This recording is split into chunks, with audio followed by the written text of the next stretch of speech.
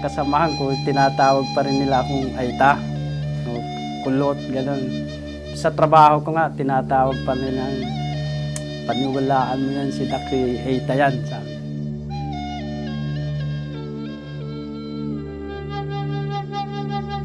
Ang isang Aita ay likas sa kanya na mapayapa. Hindi yan confrontative.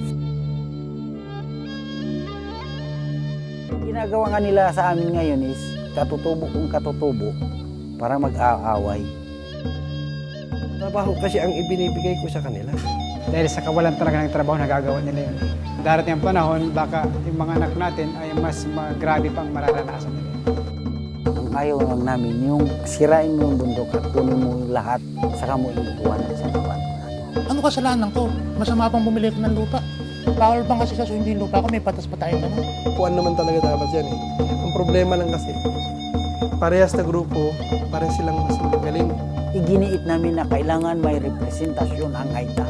Kapag hindi mo isinama ang Aita, anumang proyekto yan, hindi mangyayari. Ayaw nilang magkaroon ng Aita. Dahil kasi, hindi na raw ako Aita dahil matalino na. So, ang Aita kasi mangmang sa tingin nila.